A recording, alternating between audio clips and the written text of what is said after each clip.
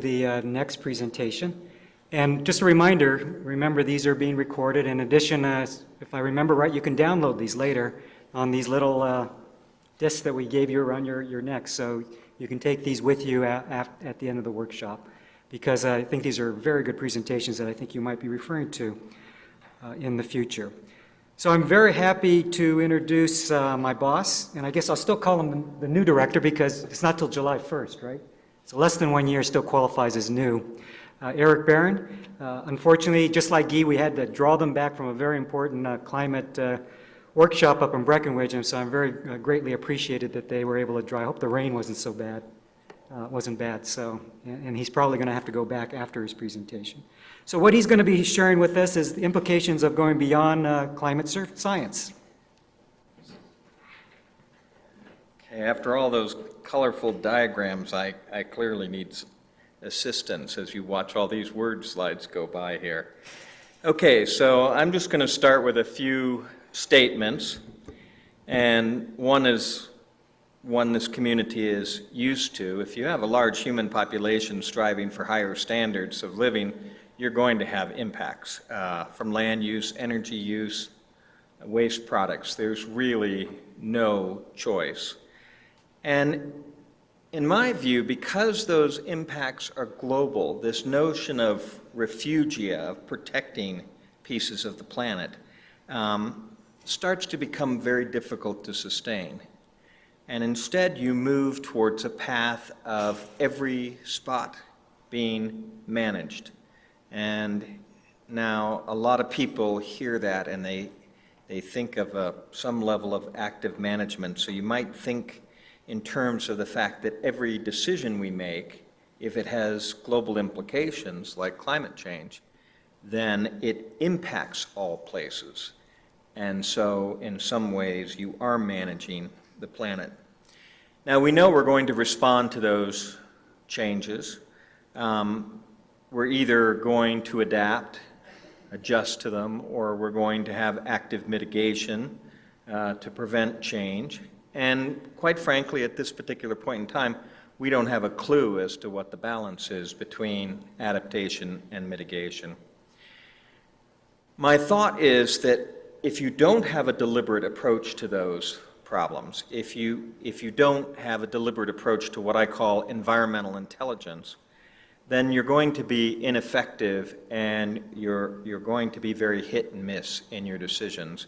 And I just put up there an Alaska coastal city in which you no longer have winter sea ice, and so you have waves that are dropping portions of the city into the ocean, the town into the ocean. And the question is there, do you move it ahead? Do you move it ahead of this event and do something productive? Do you take action afterwards? Do you move the village once? Do you move the village twice? This is the type of thing that I mean, that this is a local decision, and we might be quite hit and miss without some level of greater environmental intelligence. I think we probably have to think through this to develop a rational approach to this type of problem, and to recognize that in every case we're trying to protect life and property, we're trying to promote economic vitality, and we're trying to be good stewards of the environment. All of those three elements become significant. And I look at this step and I say, okay, we know we've got a problem, but we don't have the robust philosophical underpinnings, topics like what's a safe amount of carbon dioxide. We don't know what that is. We don't know what a safe amount of climate change is. And we don't have the earth management sciences in place to make a lot of decisions. The prospects for climate change force us to examine the importance of each one of those topics. And this is really what I mean by going beyond climate science. It's really starting to look at the active decision-making of society, and I would argue that we're actually moving into this mode, a sort of phase of climate change which involves decisions that we have to make that are climate related, that are going to be significant to society. Okay, but ready or not, we're going to jump beyond climate science, and that's very clear. You hear more and more in different venues that the science is settled. Not completely settled, but settled enough. You hear more and more focus on mitigation strategies, geoengineering as an example. Cap and trade legislation is sitting there roaring its way through the House right now.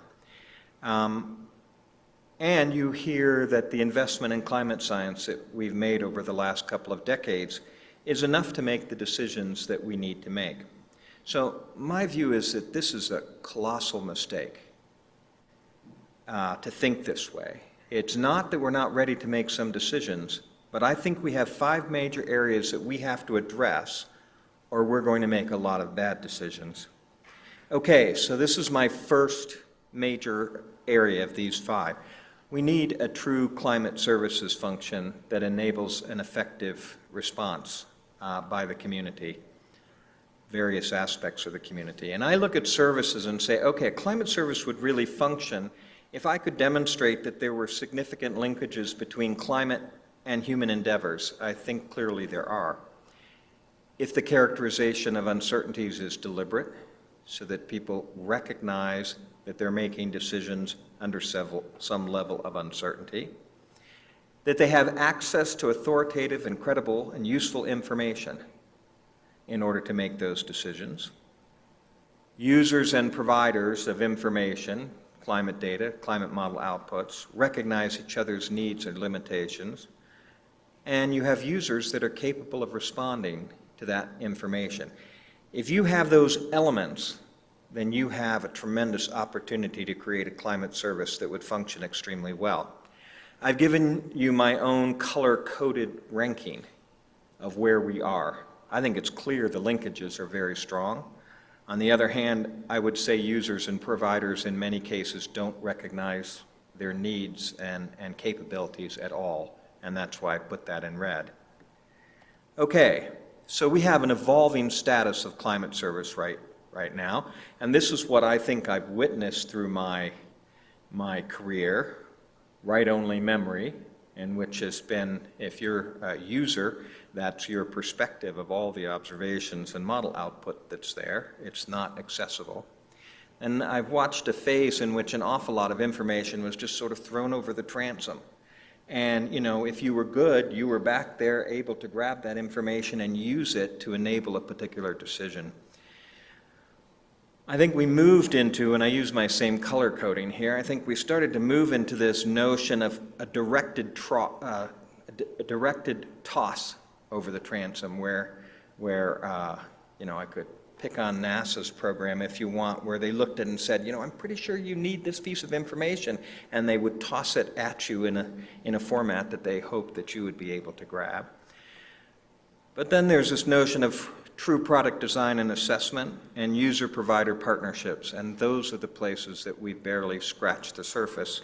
So we have a long way to go here, from getting to over the transom and hoping that people can go grab that information to actually directing it to them and creating partnerships that enable them to sense what you're capable of delivering and for this community to assess what they truly need. Okay, so to me this is extremely important to get right, because we're going to make all those decisions. So I said in that example, by what data and authority will we move the Alaska Coastal Village, and to where? Who gets to make that decision, and on what basis? And I just drove down and arrived 30 minutes ago from Breckenridge, where I got to take one additional look at what's happened to all of the pine forest in Colorado. And so now the Forest Service is faced with a decision because of all the trees destroyed by the pine bark beetle. Do they plant a resistant species, plant a new species, do nothing? How do they make that decision in the face of climate change, which is apparently a major factor in having the beetle be able to go wild? And so what do? By what authoritative voice will we renegotiate the Colorado River impact as we watch the water resource demand exceeds supply, and knowing that that compact was negotiated at a time of very high precipitation. Whose data or model output will be used to decide the management balance between preservation, hydropower, and the salmon industry in Washington? This list goes on and on and on. And I have this sort of view that I might be sitting there in Portland and I'd say, you know, that Hadley model looks pretty good. I think I'll try it. To make multi-million, even billion-dollar decisions, and maybe even forced to do so legally. And the next town down goes, you know, NCAR CCSM is a pretty powerful model, and that's made in the USA. And maybe I'll do that. And resource managers tell me over and over again, their greatest fear is that they will go to court and they will have to demonstrate that they use the best data available. There is no authoritative, credible place in this nation to go get climate data and make decisions. So I think this is one thing that's limiting our ability to go beyond climate science. Okay, the second thing I put on this list is that we need to deliberately expand the family of forecasting elements. You know, I really look at it as that it's your ability to anticipate the future, or the ability to anticipate, that makes knowledge powerful to society. That's what makes us in a weather forecasting community so adept at being able to protect life and property. It's what we do to make different types of decisions involving economics, where any information that we have that helps us anticipate what's going to happen in the future, we can turn to our advantage. How do you be good environmental stewards if you're not predicting how it is a particular place may evolve? And I was born of the university community, and all of this also helps contribute to fundamental understanding by testing our ability to anticipate. My view is this is something that our community does extraordinarily well. And we need to bring that discipline of forecasting to a wider family of products. And you look and you see a natural expansion is already occurring, to go from weather and severe events to realizing that my spouse absolutely loves looking for the pollen alerts and their UV alerts and pollution alerts, and now we're working on seasonal forecasting. And so this is our strength, but we have to deliberately focus on that next generation here in order to be able to satisfy society. So I'll give you an example of what I mean by that. Human health. There's a clear tie to weather and climate. It doesn't matter whether you're looking at the distribution and timing of vectors like a mosquito or tick, or whether they overwinter, or what their incubation periods are, or the availability of hosts, or food for the hosts, or even the level of contact with humans is related to climate. And we also have direct effects of things like heat waves and air pollution. The medical community tends to respond entirely as a point of service. And that as more and more people come in the door with a particular set of symptoms, that generates action on behalf of that community. There is almost no discipline of forecasting within the health sciences community. It is something that's just beginning. Yet here you have these tremendous connections between human health and weather and climate, which suggests that you may be able to bring forecast skill to this part of society, a very expensive part of society, if we can design either monitoring algorithms or predictive capability. In Pennsylvania, I worked a little bit on the West Nile surveillance program, and this is the degree to which we're forecasting, and that is if you find a dead bird or a horse that's infected, you turn the county red and you turn all the surrounding counties yellow, and if your county is not touching a red county, it's blue. Okay, so this is a mode of operation which is purely reactive. And yet here is a vector and a set of conditions and bird populations closely related to temperature and water availability for which you could take action. Another one that's important is Lyme disease. And so this is a risk map that is for Lyme disease. And to show you what must be the potential of low-hanging fruit, I had an undergraduate worked on a project of comparing Lyme disease cases with atmospheric data. and surface data. And he just was wandering through the landscape looking for where there were relationships. And he discovered a year in advance the fall temperatures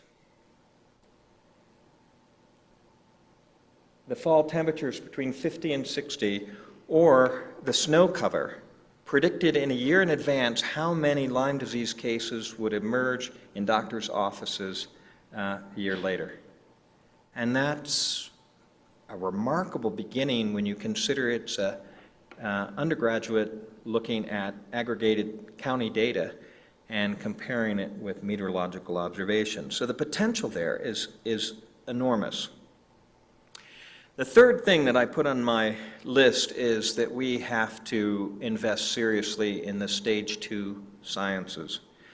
If you look at them, what you see is they're always the groomsmen and never the groom. And in fact, I remember at the very beginning of the U.S. Global Change Research Program, when the budgets for the physical sciences were approaching about $1.3 billion a year. Of course, it's just being proposed now in the House authorizations to go to $2 billion a year. But at that time, somewhere between 1.3 and 1.4, and the statement was made that the related sciences, the social sciences, the impact and assessment sciences, would quickly be at half the level of the physical sciences. So imagine an impact and assessment budget in this country that approached $650 million a year. I don't think it's $50 million a year right now. And so the beginning of that program was 20 years ago. Okay, so we watch and we see that, particularly in this country, we're either told to focus on reducing uncertainties in our model predictions, or we have a call to action because we believe that climate change is something that's going to occur. Unfortunately, much of the science in between those 2 points is entirely inadequate. And in particular, you look at the coupling between physical sciences and human dimensions and impact sciences. They're rarely co-located in any university or institution, and I know of no real sources of funding that sits between these groups that promotes their intersection. So my bet is that without this investment in these, what I call stage 2 sciences, speaking as a climatologist, I'm sure they might not appreciate anything other than the fact that I'd like to increase their budgets. My bet is we're going to have demonstrable failures in many of the decisions we're going to make. And this is my one example of this, which is an effort to predict the vegetation that the Neanderthaler population experienced 30,000 years ago in Europe, a wonderful project involving climate and the anthropologists and archaeologists and people studying pollen and you name it. And the thing that I found so interesting about this is we think we know everything about this time period. We think we know the sea surface temperatures. We have the atmospheric composition in bubbles and ice cores. We know what the distribution of the ice is. We know what the Earth's orbit is like. We think we've got it all. And we do a simulation, and this is tundra that's simulated. This is evergreen that's simulated. This is where permafrost and tundra extends in the observations. And I look at all the different possibilities, and one possibility is we don't know how to couple ecosystems and climate yet. And if we go back in the past and do this coupling for time periods where we think we know what we're doing and for which climate is distinctly different, we see a substantial number of problems. So this is my view. 50 years of intensive climate model development is being coupled to what amounts to be a cottage industry of ecosystem modelers, environment and human health models, et cetera, et cetera. And this becomes worse if you're not just thinking about climate, but you're thinking about multiple stresses. Okay, the fourth thing I put on my list is that we need to deliberately tackle the issue of scale and the demand for an integrated approach to these problems. I know when I was a youngster, we were very fond of of looking at everything in terms of cause and effect. You have a lake, the fish population has changed, the water is warmed, there's a direct link. But of course, the land use around the lake has changed, and the amount of particulates entering the water body and the chemistry have also changed right along with the climate. And so there is absolutely no choice in this world. We have to begin, if we're going to make appropriate decisions, to look at multiple stresses, not just at climate, but combining land use character, waste products, with climate and weather. Okay, so this also drives us to recognize even more clearly that many of those decisions people are going to make, that lake, are place-based, but the drivers of the change are both local, regional, large-scale, and global. Okay. So, increase our emphasis on regional scales. We have to begin to seriously address this notion of the mismatch of scales of regional and local problems, while our observing and modeling efforts tend to be focused on increasing complexity at global scales. I've watched for 15 or 20 years us attempt to develop a global observing system, a global ocean observing system, global land observing system, and it falls under the weight of the massive amount of data that is there and the very different things that people need. And this is a problem that basically, despite thousands of committee meetings, we have not yet solved. And so we sit in a place where we're incapable of putting together a global integrated picture at a scale that's suitable for most decision makers.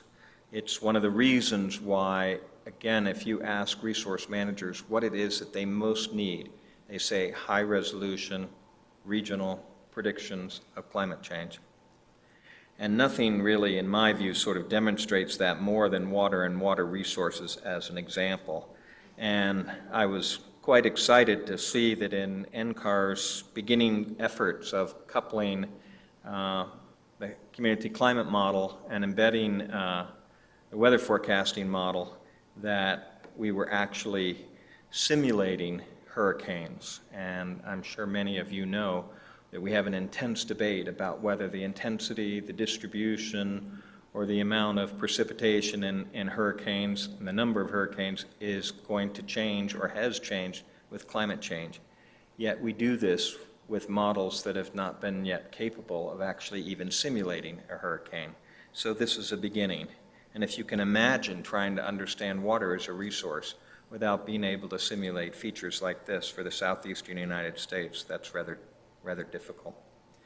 Okay, so I think we need to invest in a more realistic approach, and that is that we need to begin to define regions and states and sets of problems that are more tractable than having a community that does everything at a global scale. And I would argue that the foundation of this is climate quality measurements and regional climate models as a beginning.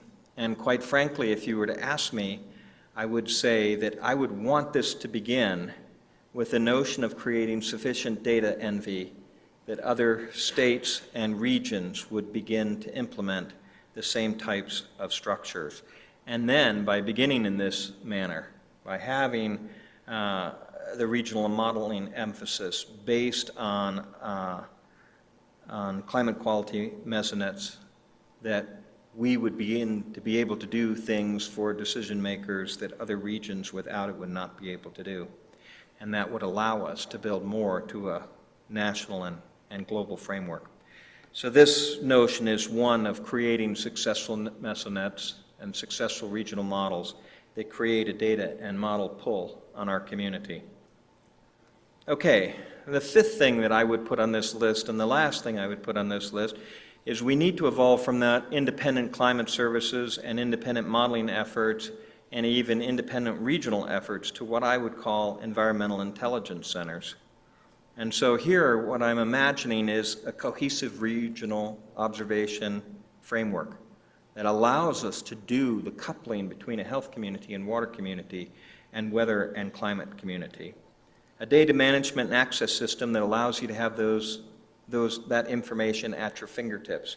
This is something that's extremely difficult to do on a global level, but it may be that we can cut our teeth on this problem if we focus on doing it at a regional or state level. This provides a wonderful framework for regional predictive model development and for expanding the forecasting family that I described earlier, because you have the basis of the data for the region, you have an interesting set of problems, you have the data and management access system. And then I think along with that comes the investment in human dimensions and impact sciences and water, health, and ecosystems, and creating a partnership with those groups and the physical sciences, that if that's embedded within this framework, I think it would also be a wonderful environment for process studies, a wonderful environment for process studies that fed deliberately into the predictive capability, and where your process study was enabled because you had such a strong existing data network, you had such a strong existing data management and access system. You had within that a predictive model capability that was focused on that particular region. And then I think if you don't make that vigorous connection with users and decision makers, you do not close this loop and you don't create that pull on our science, which I think is so valuable. Okay, what does this mean for observing? Because I think it does provide some strong suggestions. Well, one is the extraordinary challenge of mesonets for regional decisions in science, with a requirement also to have the global observations and analysis. I think we've seen a tremendous amount of success associated with the Oklahoma mesonet, and I can't say, unfortunately, that despite several states that are trying, that it created sufficient data envy in order for many people to follow, but yet that certainly is a successful outcome. We have an extraordinary challenge of integrating observations across many disciplines in a meaningful way and making that information accessible. But I think that's exactly what needs to be done as well. I think the simple fact of the matter is that if we just look at physical data sets, we're now crossing so many different federal agencies that the access to that information is really rather difficult. And if you imagine yourself as a user in the health community and someone said, well, go to EPA for that, go to USGS for that, go to the National Weather Service for that, go to NCDC for this, you realize the issue that you have. And I think this sort of begs the question where we also have to think about integrated observing for multiple purposes at particular locations in terms of instrumentation. How do you satisfy the challenge of cost-effective, climate-suitable, dense observing, which is what's being suggested as a need in order to go beyond climate science and enable decision makers? And I certainly think one part of this that is almost to create a science of observing system design and including a much broader focus on data assimilation. Okay, so I'm almost done rattling along here about these different, have you ever seen so many word slides in your life in a single talk as opposed to something that looks snazzy for you to look at? Okay, so this is my sort of commentary here, hopefully not sounding too political. We seem to move between two frameworks, okay? We don't know enough, let's focus on the uncertainty, to we know enough and it's time to focus on action. And the simple fact of the matter is we're in between those two. We know enough to take many different types of actions. We know the problem is serious, but we have a long way to go before we have confidence in our ability to manage the earth. And again, use that word manage to make decisions that impact every place, which is exactly what we're doing in terms of climate change or geoengineering or a lot of different issues. Okay, so I said, well, maybe we need a new movement, and I said climate change you can believe in, and no one really seems to think that it's very funny for me to play off Obama's campaign rhetoric, but I tried to nickname this sort of rational environmentalism. You know, you can't have a large human population without some impact. You just simply can't. And I've watched a lot of people call this a hoax. And I've watched a number of people stress fear, and neither one of those have a very long shelf life. They don't really get you very far. No one's added nicotine to energy. It's not something that we can sit there and say, hey, we got addicted and somebody should fix this problem. It's truly us. And if I take the opposite side of the coin, no one can tell me that environmental regulation doesn't have positive impacts. I was a little kid in Pittsburgh, Pennsylvania, and I know exactly what that town used to look like compared to when it became the most livable city in the United States by many rankings. Okay, we know we're going to have to respond in some balanced fashion, and that's going to include some levels of adaptation and mitigation. Unfortunately, we don't know the balance that is workable. I don't see that there's any way other than believing that we're on a path to Earth management. And the whole notion of refugia, those protected areas that will remain pristine, become impossible when you lay climate change over the top of it. And so we have to be very deliberate in decision-making, recognizing that in fact those decisions are equivalent to managing the planet. I don't think if we don't have a deliberate approach to environmental intelligence that includes all of those different pieces, that we're going to be effective. I think certainly we have the potential to truly be hit and miss. And my suspicion here, given the topic of this workshop, is that observing system design is absolutely critical of doing this right. Okay.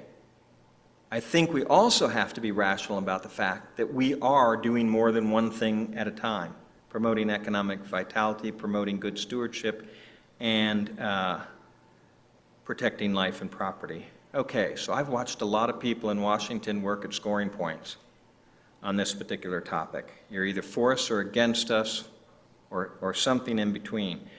But I think the simple fact of the matter is that we know we've got a problem, and we don't have those robust philosophical underpinnings in order to address this. We cannot answer questions about what is a safe level of carbon dioxide, what is a safe level of climate change. Nor are those management sciences or the sciences that enable effective management, they're not in place. There's been almost no investment in them. Okay, so I view this as a tremendous opportunity, really, if we can pull it off. Because those steps which I label managing the earth, adaptation and mitigation, have the potential to be truly transformative in the way we do science and the way we interact with society, and will impact enormously everything from how it is we observe the planet to how it is that we model the planet, to how it is that we interact with people that are in very different fields like human health. So at the very least, I hope that was somewhat provocative, and I thank you for your attention.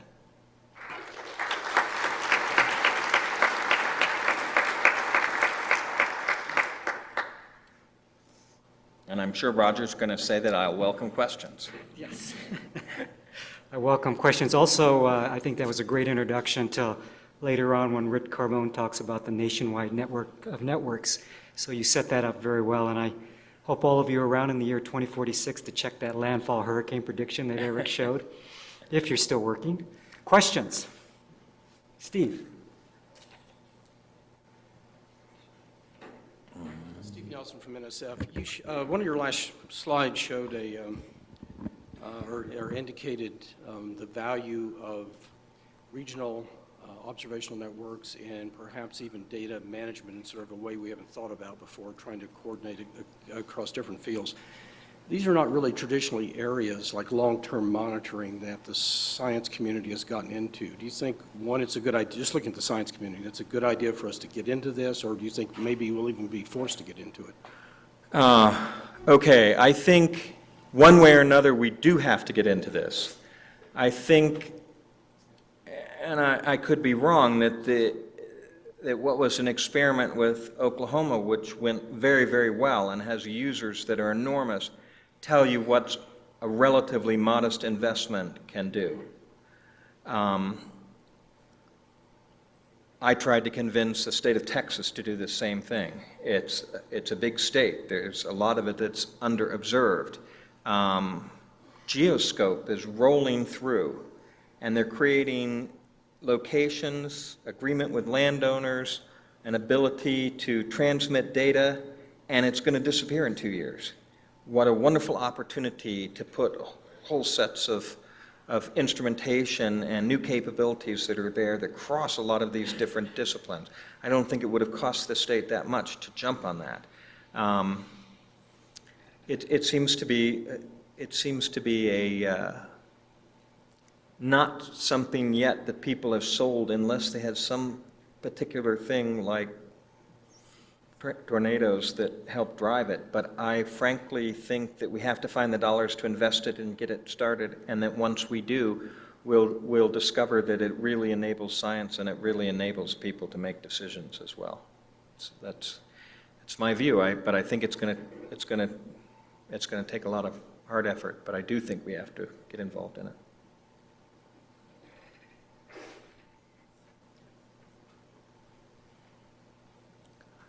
Yes, Jacob Fugel from NCAR. I was wondering, you mentioned it would be nice to cut our teeth on a more regional scale set of problems, users, decision makers, and such. And Guy mentioned that it's nice to have a group of people together, kind of a joint location for these kind of interdisciplinary things. Would you suggest to Colorado, or at least maybe the western half of the United States, to begin that kind of process? We have our own set of problems. You mentioned the pine bark beetle, Colorado River compact, etc. Or would you want to go to a more underobserved place and really invest brand new infrastructure to do this kind of thing, say the tropics or the poles or something? Thank you. Yeah, I think all of those would work. A compelling problem and set of issues like water in the West can be a tremendous driver.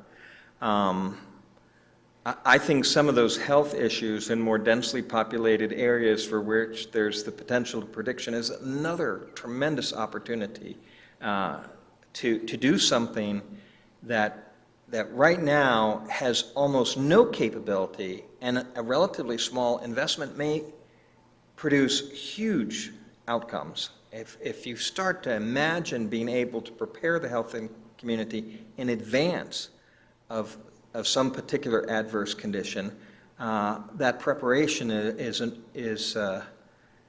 saves an enormous amount of money. Or if you move from being able to take relatively benign actions like larvicides as opposed to spraying because of that, that also not just saves money, but also is a heck of a lot safer for everyone. So I think you could take sets of problems. Sometimes I get a little jaded and I say that the real issue is I just need 6 senators all to want to add the same earmark for a particular region, and it doesn't matter which region it is as long as the 6 senators all get in there together and say we need to do this, and then we'd start to see something a broader. You know, you have regional climate centers today too, and RISAs that are the beginning of regional efforts, but they're funded in the level of $600,000 or $700,000 a year that allows them to focus on one particular problem and one particular user set. And the users absolutely love them, but they can't go beyond that. And they certainly can't pull all these pieces together. So, doesn't have to be here, and I'm more interested in seeing some of these get off the ground than I am in there's too many good problems and there's too many good locations. I just like to see it get started, frankly.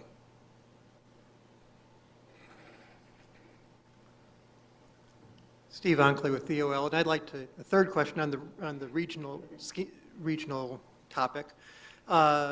If you talk about dividing the world into regions, I'm wondering if you're, in your experience, whether the various stakeholders and resource managers would choose the same regions. No, I'm sure that they probably wouldn't. I'm sure that they probably wouldn't. And again, you know, my thought is get started. And it may be that you decide that it's a major river basin. It may be that you look at particular health outcomes. It may be that you look at a particular set of ecosystem. characteristics. I think that if this is something that's enabled by funding, particularly so that it's supported by the federal side, that ensures that you've got some sets of characteristics that are the same, I think if you got started, you would see it expand. And, you know, if RIT provides a network of networks, you know, this may be exactly that notion of how it is that you would begin to build from that a national network, in which case it doesn't become quite so significant. I think the problem is that there is no investment there that tells people what the benefit of this will be. We have the benefit of a particular set of observing capabilities, but we don't have the benefit of putting all these pieces together for particular sets of problems and particular regions. And that's where I think you would bear the greatest fruit. So like I say, I'm happy to have a problem be the driver, a region be the driver, but sufficiently putting these pieces together that we realize the potential that comes out of it. I think it's going to happen anyway, incidentally. You know, an awful lot of things in life or in science, it's getting there faster when you know you're going to arrive there at some particular point. And this definitely fits in that category. At some point, I think this type of system will exist. It's getting there faster because the problems are driving us.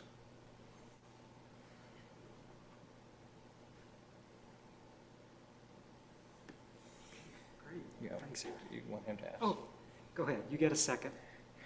Okay, I haven't talked too much already. One more question. When it comes to reaching outside the United States, we have a limited pot of money.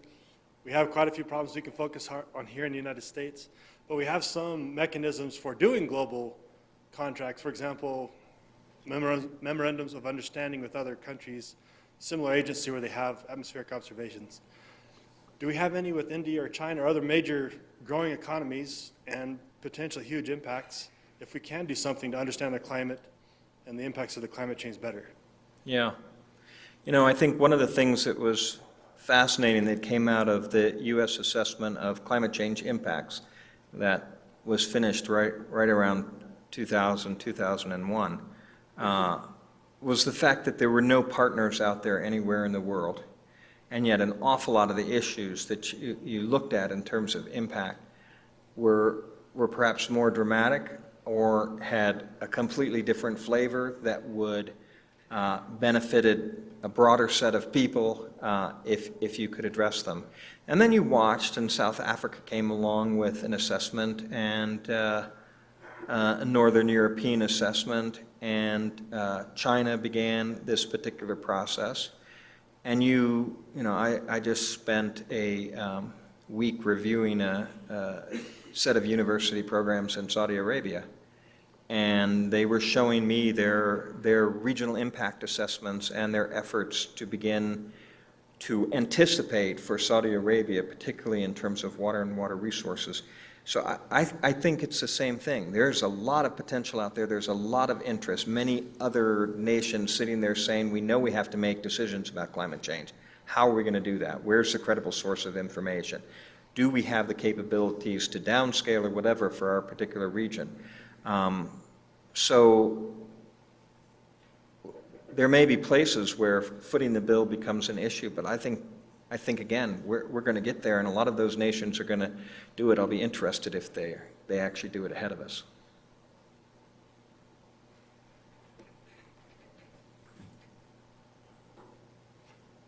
Okay, let's thank Eric